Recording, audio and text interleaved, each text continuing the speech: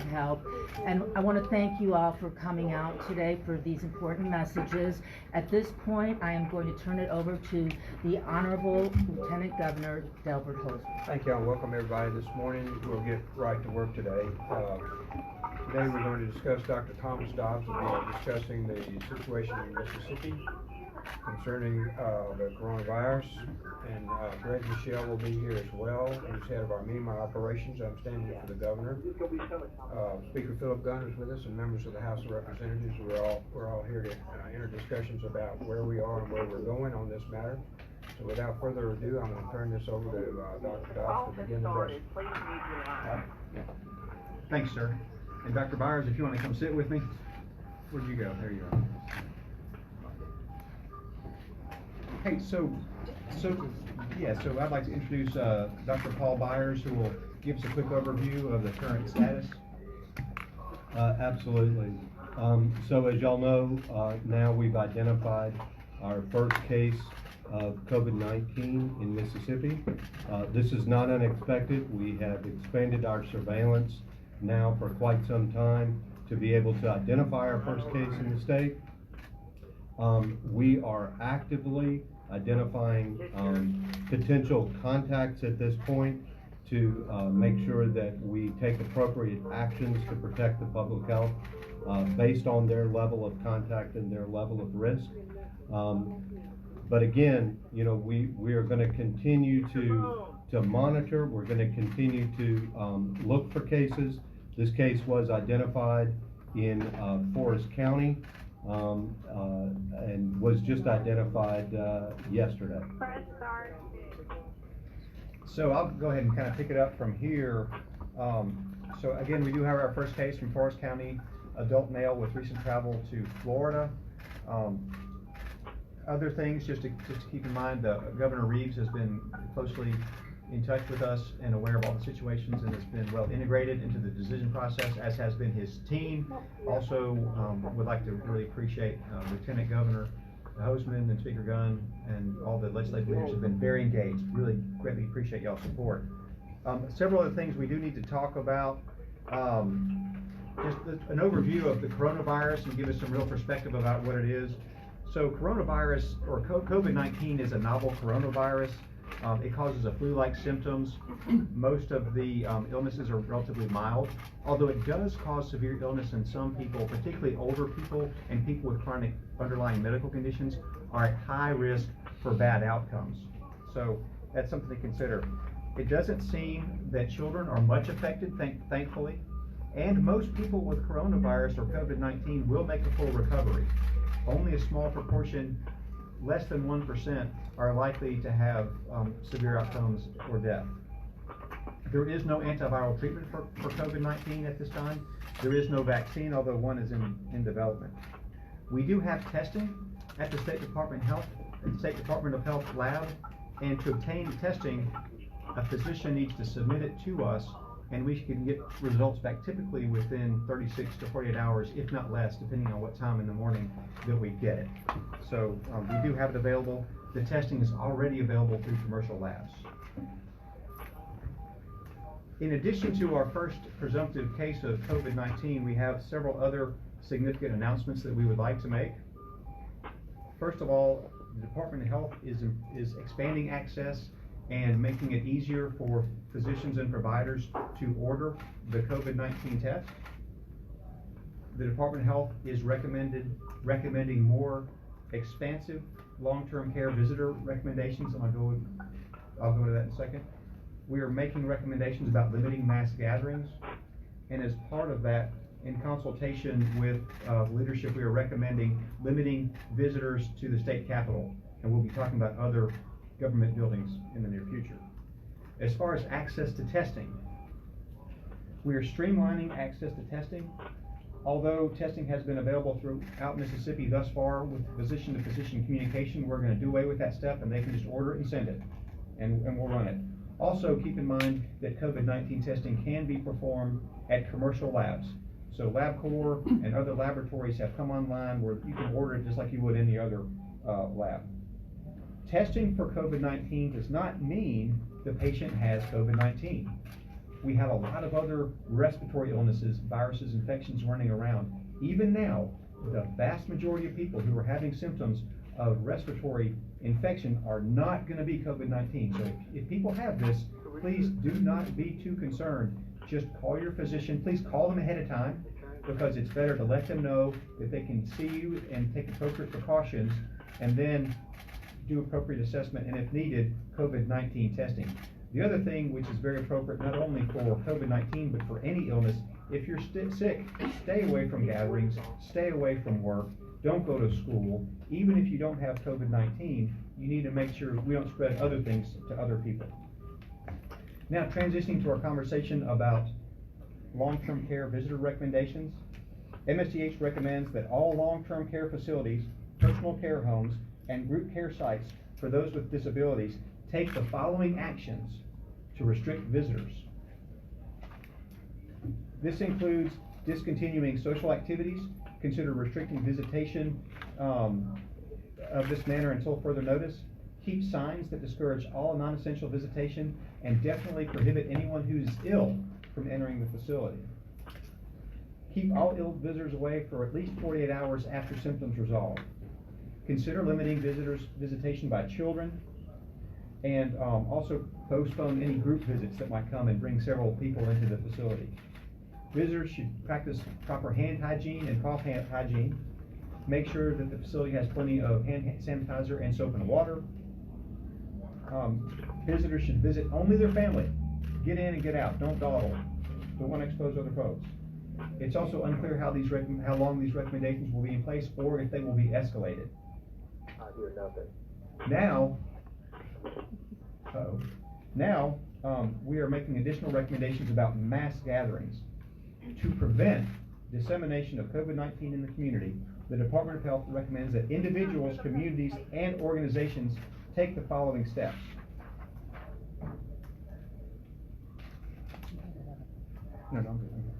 To prevent illness outbreaks.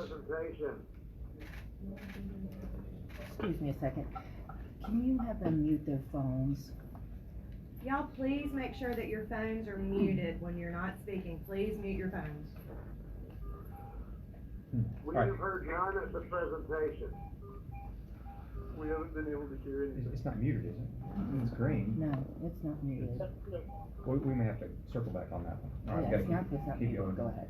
All right, to prevent illness in those most vulnerable, we recommend that anyone over 65 or with complicated medical conditions avoid any gathering of more than 250 people. That's going to be an individual choice that people need to take on their own. We are also strongly recommending organizations or groups having mass events of more than 250 strongly consider canceling. If there are concerns or if there's special circumstances that may dictate that it should be continued, we recommend you call our hotline so that we can give you guidance on ways to mitigate it or to discuss different options. Everyone needs to take precautions at mass gatherings, even of smaller numbers, and make sure we use those appropriate hand hygiene and cough etiquette measures that you would normally do. Social distancing is also something that we need to consider. For schools, the Department of Health is recommending canceling, delaying any mass gatherings over 250 similar. Also, to cancel any group assemblies that are not necessary or unessential. Consider restrictions of athletic events or arrange it in such a way that there are not large mass gatherings of students or other individuals. But there is no indication to necessarily close schools at this time. We do not have any intent of giving any recommendations to close schools right now.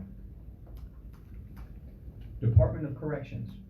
In consultation with the Department of Corrections and the Office of the Governor, effective immediately, the Department of Corrections is temporarily suspending visitation at all facilities in which MDOC inmates reside. This is in order to establish sanitation and prevention protocols to prevent the introduction or the transmission of COVID-19 within these facilities. This is a precautionary measure to protect staff, inmates, volunteers, and visitors from potential exposure to the virus. Attorneys and essential visitors will be allowed at the facility, and the visiting area will be sanitized upon completion of each visit. Additional parameters will be determined as protocols are established. MDOC is reinforcing common health practices based on preventive measures recommended by the Department of Health and CDC. At this time, I would like to turn it over to Director Michelle from MEMA. Thank you, Dr. Dobbs. The Mississippi Emergency Management Agency and the Mississippi Department of Health continue to work very closely together under Dr. Dobbs' leadership. I want to commend him for his leadership and his work on this COVID response.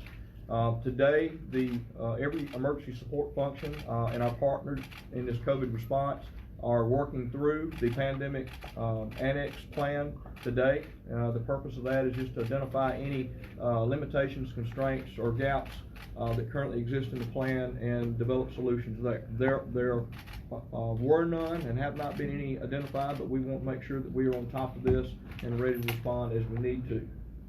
The State Emergency Operations Center will be activated to a level 1.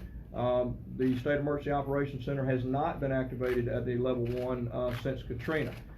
It's important to note that the reason for that level of activation is not indicative of anything else other than we want to make sure we properly focus and posture all of our support and partner agency in order to respond as we may need to do.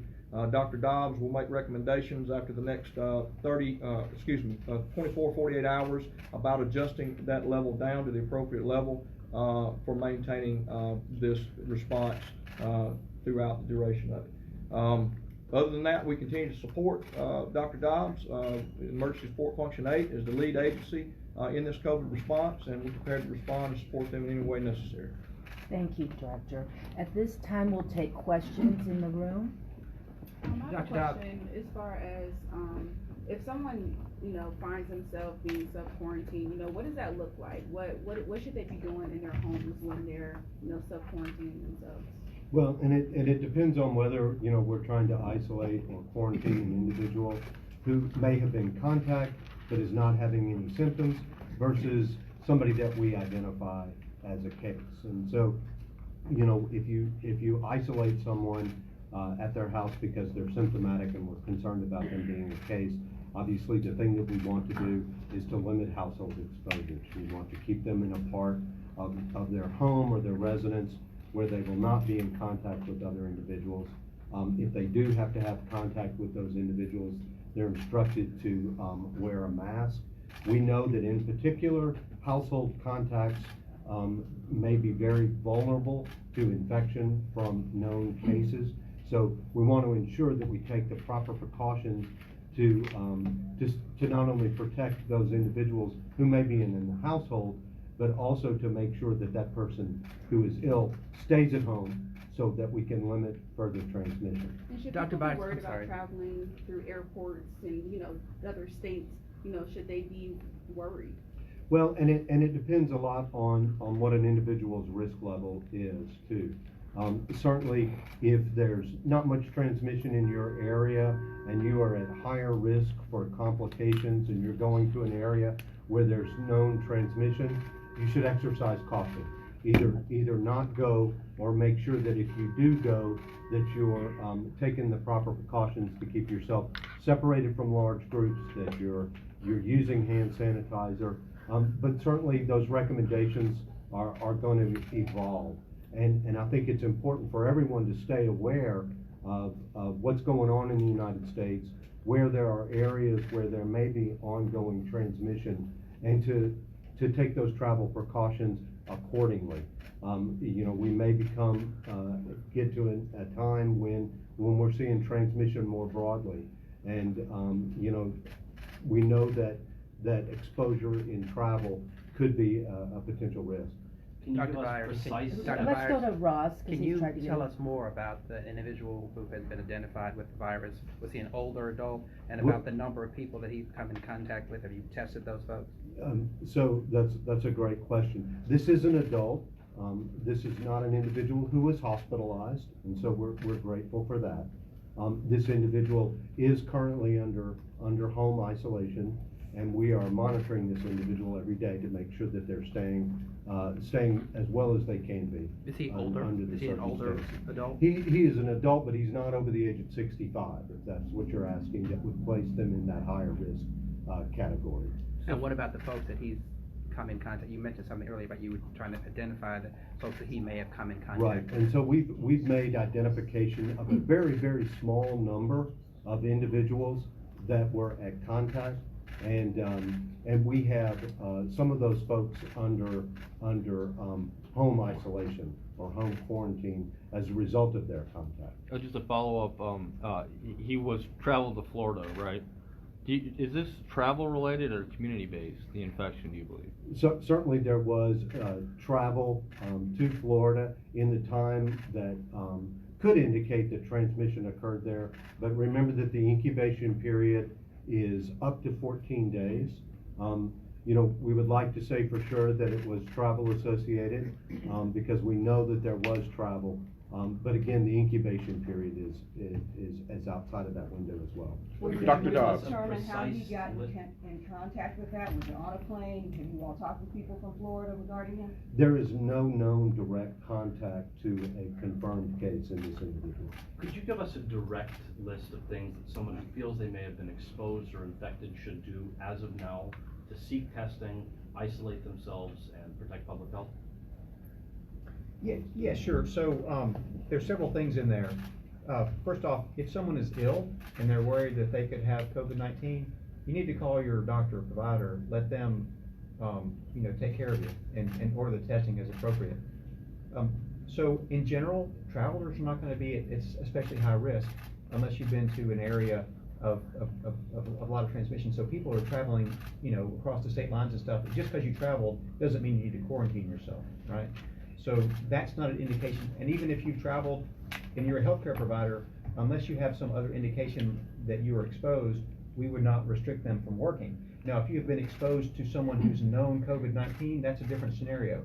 If someone is a known exposure to COVID-19, then we would put them on quarantine and do direct active monitoring to make sure that they do not get ill.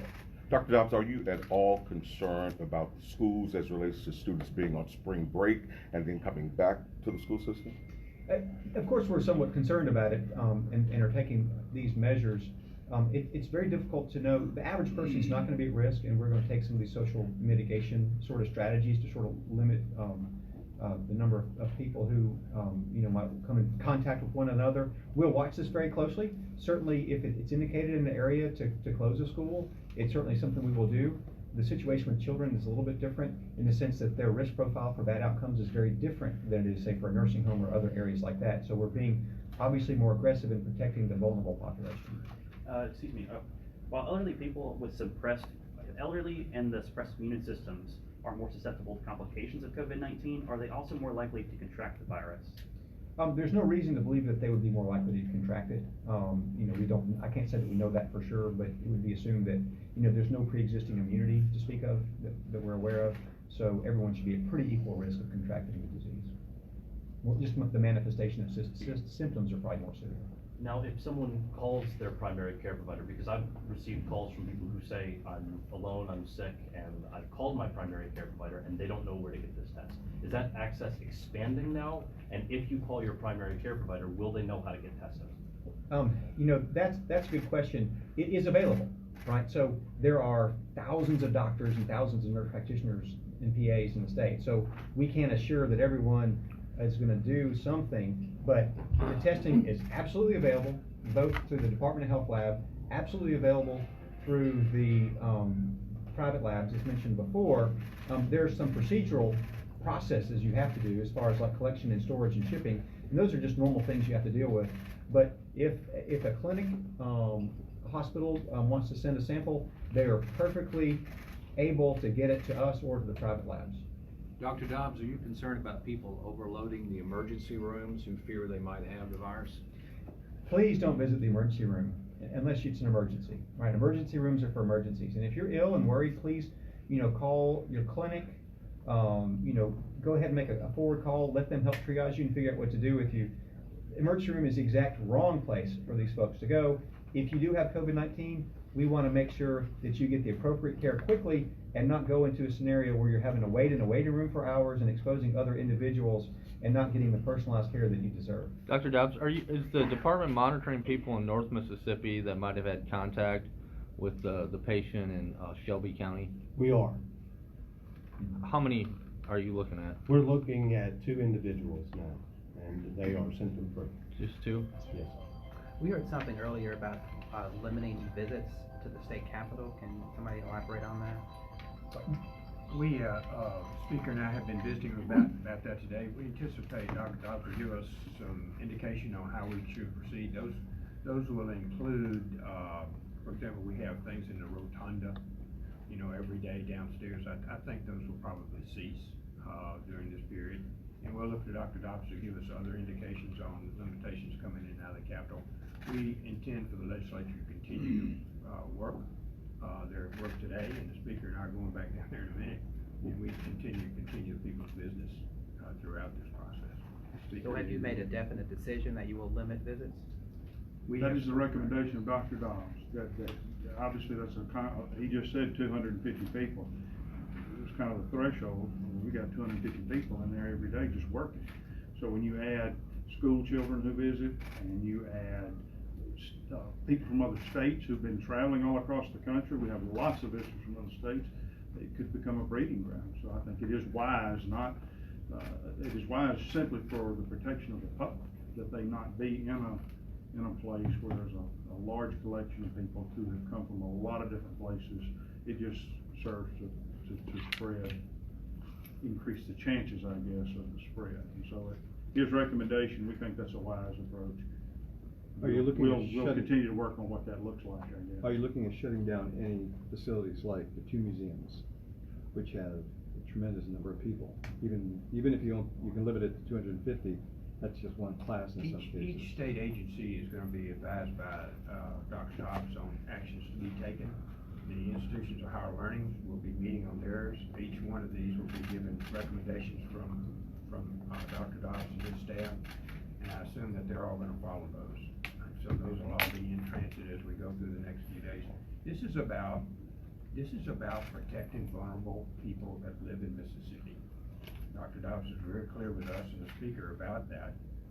We are about protecting people who may have a very adverse outcome if these steps are not taken. So I know the Speaker and I and Dr. Dobbs are all, and the Governor, I've just talked to the Governor about an hour ago. We're all of the same mind. We're all working together on the same program, which is to protect our vulnerable Mississippians going forward. And we're going to follow the advice of our physicians. Dr. Dobbs, can you elaborate on the physical process of what happens with the tests after they're taken and how that's administered? Yeah, Paul, if you want to, talk about that. Absolutely. So, we have published guidelines for all physicians in the state on how to collect the samples, and so, they collect the samples at the clinic level, and then those are packaged, and we have a system throughout the state where in any county, a sample that a provider collects to submit to the public health department can be transported directly by courier to the public health lab where it's processed and run, and we get results out pretty quickly. You said 36 to 48 hours, is that right? It depends on certainly the number of tests that we're running. Right now, though, we're getting results out in a matter of just a few hours after the sample comes to our lab. Obviously, there may be some delay in transit time, but as soon as it hits our door, we're working and processing those samples on a daily basis. So we have a daily run that's going on now. How many tests have there been so far? How many? We've had 42 tests. We can run 200 a day, and we have capacity for 1,000 patients at this time, and we're getting additional supplies as time evolves that we can do even more tests. We do not see at this moment any bottleneck from our lab running tests. What's your recommendation to parents that have children who have health issues like asthma and heart problems? They do have chronic conditions and would follow certainly those mass guidelines. Certainly would be very conscientious about protecting them, hand hygiene, and watching them closely. We do not have any recommendations about not going to school or anything at this time, but certainly we just really stay alert on the latest recommendations because this is going to change. This is a fluid situation. It's going to be different next week than it was this week.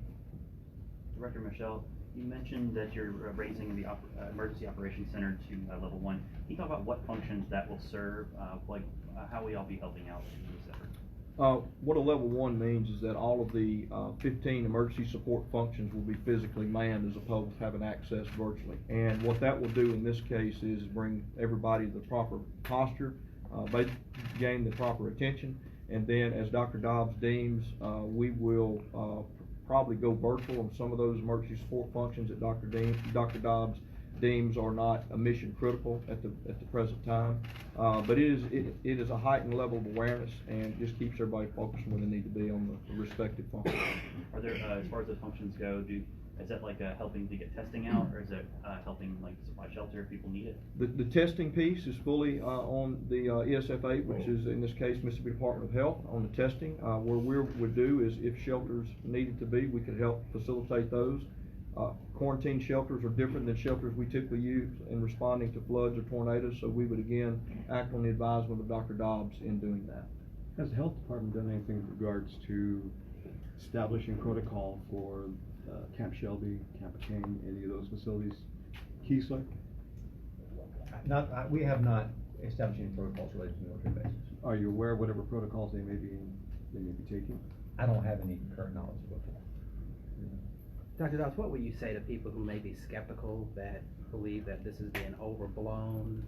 And some people may believe the president briefly said that it was a hoax and that public officials are blowing this out of proportion.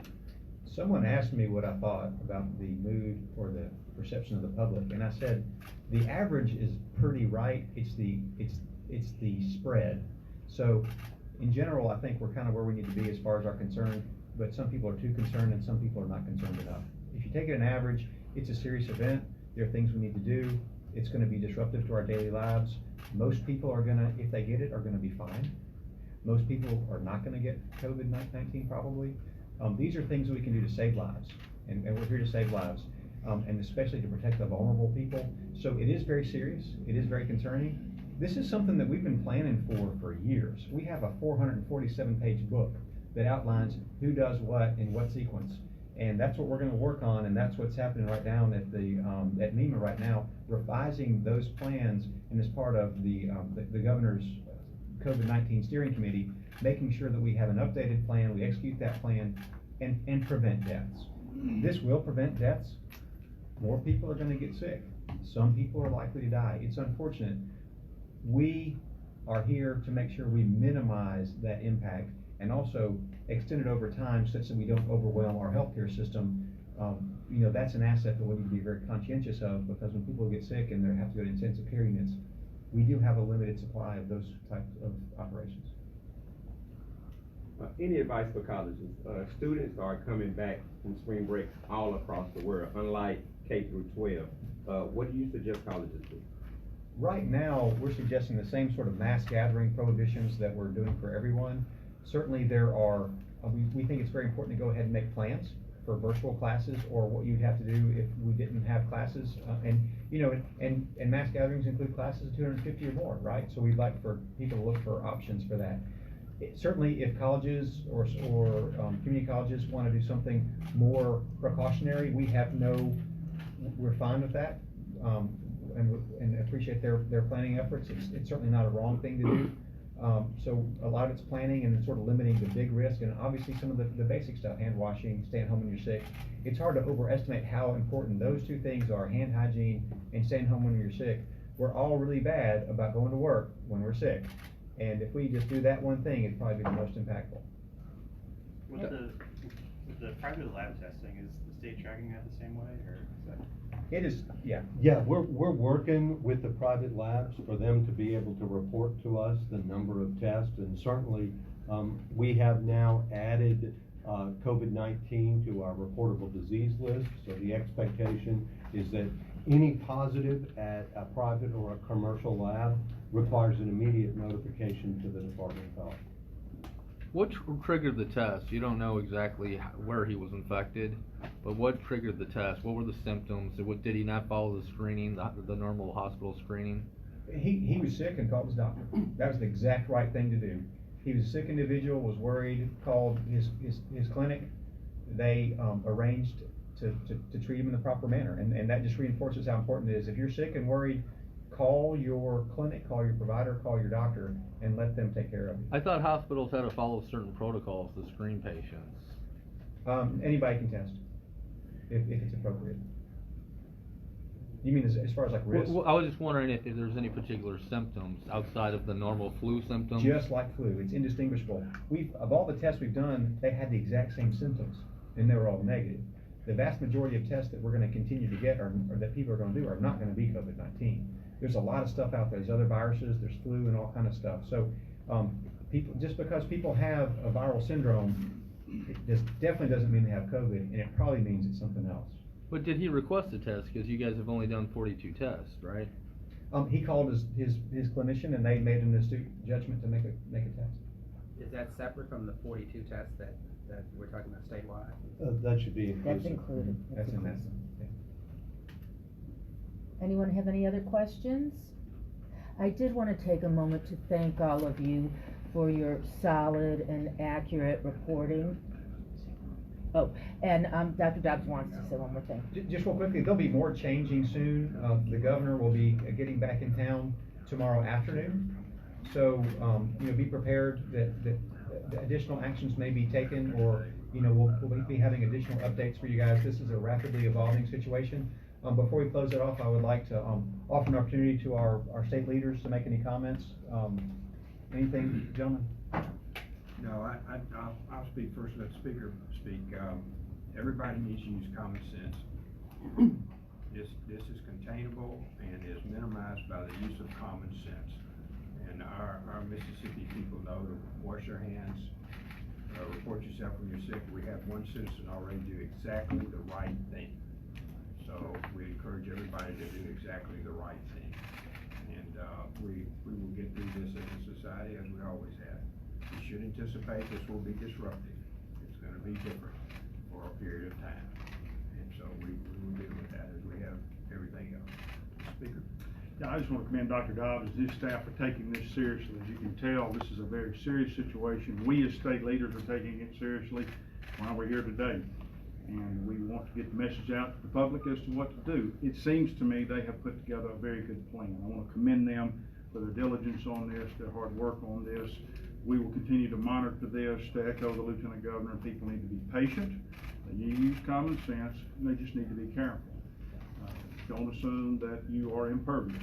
And so we want to get that message out. I think doing that, we will be able to weather this storm and hopefully get past it, and everybody will be okay. But I want to thank them for what they've done, and we will continue to work, stay on top of this as state leaders. We're going to make sure we do everything we can to keep the public safe.